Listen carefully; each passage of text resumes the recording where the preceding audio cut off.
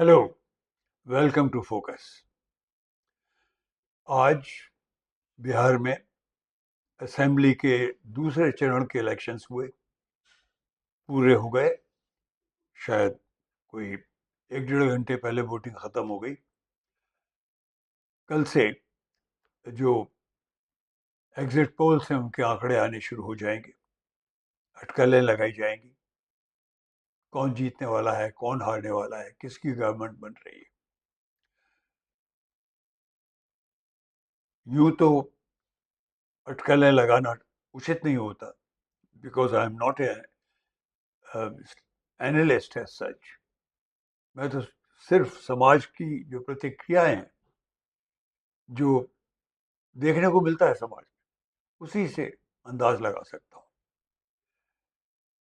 समाज में क्या हो रहा है।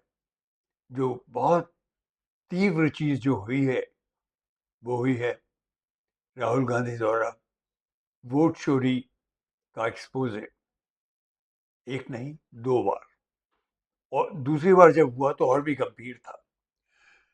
उस सब को ध्यान रखते हुए और बहुत सी बातों को ध्यान रखते हुए मुझे कहीं अंदर से बिल्कुल ये लगने लगा था और लग रहा है कि जब रिजल्ट आएंगे 4-5 दिन में, तो कोई बहुत आश्चर्यचकित करने वाली चीज नहीं होगी।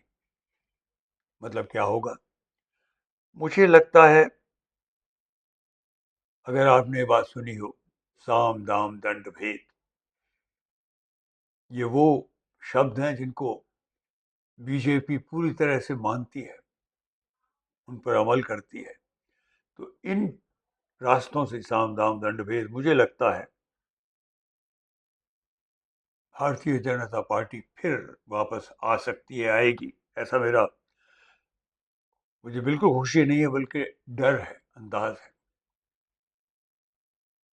मैं उसके रीजंस खुल के बताऊं तो उससे पहले एक किताब का जिक्र करना चाहूंगा। परकला प्रभाकर एक बहुत ही सीजन पॉलिटिकल एनालिस्ट हैं। भारत की सारी चीजों पर बड़ी पैनी निगाह रहती है उनकी। वो हमारी जो मौजूदा बीजेपी की गवर्नमेंट की मिनिस्टर ऑफ फाइनेंस और कॉरपोरेट अफेयर्स हैं, निर्मला सीतारामन, उनके पति भी हैं। और जब उनके जो वक्तव्य आते हैं परकला प्रभाकर साहब के, तो कभी कभी शक होता है कि are they really husband and wife, both of them. Parakala Prabhakar, ये जानते हैं सब लोग, कि बहुत ही ज्यादा इंसिसिव क्रिटिक हैं बीजेपी के, आरएसएस के, और मौजूदा सरकार के, बीजेपी की सरकार के, नरेंद्र मोदी जी की सरकार के। उनकी एक किताब, बहुत ही इंपॉर्टेंट किताब, मुझे पढ़ने का मौका मिला, मैंने खरीदी, बहुत सुना था उसके बारे में। किताब है the crooked timber of new India. बहुत कमाल की किताब है। उस किताब को पढ़िएगा तो क्लियर हो जाता है कि क्यों आरएसएस, क्यों बीजेपी और क्यों मोदी साहब किसी भी कीमत पर सत्ता से हटने वाले नहीं है, ऐसा लगता है। बहुत डीप एनालिसिस है इस किताब में। बड़ी सिंपल सी जो वजह हो सकती है वो तो ये भी हो सकती है कि अगर बिहार में सरकार पलटी तो उसका असर यूनियन में, मतलब केंद्र की जो सरकार है, भारत सरकार, उस पर पड़ेगा ही पड़ेगा, और उसके डामाडोल होने के पूरे चांसेस हो जाएंगे। चाहे जो सरकार आती है वो कितनी स्ट्रांग आती है, मतलब सरकार अगर आएगी बिहार में तो तेजस्वी यादव की आएगी, उसकी बात नहीं है। पर उसका जो मनोवैज्ञानिक साइकोलॉजिकल असर होगा वो इनके लिए बहुत भयंकर हो सकता है। तो हालात को समझते हुए और पुरानी जो इनके अंदाज है उसको देखते हुए, मुझे ये अंदर ही अंदर बहुत हमेशा से तीव्रता से लगता रहा है कि मोदी जी किसी भी कीमत पर सत्ता छोड़ने वाले नहीं हैं। वो किसी ना किसी तरह से सत्ता में बने रहना चाहेंगे, क्योंकि अगर सत्ता गई तो ना कि बीजेपी की गई, बल्कि मोदी जी, शाह साहब, सबकी बहुत खराब हालात हो सकते हैं। और इससे भी ज्यादा जो झटका लगेगा वो लगेगा आरएसएस को। उसका पूरा एजेंडा फ्लॉप हो जाएगा, कम से कम जोरों से फ्लॉप होने की कगार पे आ जाएगा। प्रकला प्रभाकर साहब ने बहुत ही, as I said, the words और इंसिसिव एनालिसिस, बहुत तीव्रता के साथ विश्लेषण किया है। और उन्होंने खुल के कहा है कि भारत को इस वक्त उसके जो फेडरलिज्म है, उसकी जो संघीय ढांचा है, उसके लिए खतरा है आरएसएस से। और यही बात राहुल गांधी भी कहते रहे। प्रकला प्रभाकर साहब आरएसएस को खुल करके एक बहुत बड़ी, भयंकर, एक शत्रु जैसी ताकत के रूप में देखते हैं भारत के लिए, हमारे राष्ट्र के लिए।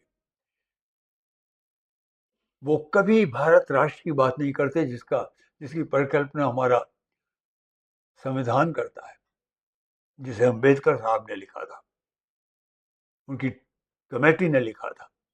क्योंकि इसमें India that that is Bharat, या इसके उलट भारत दैट इज इंडिया की परिकल्पना है। हिंदू राष्ट्र की परिकल्पना वहां बिल्कुल नहीं है।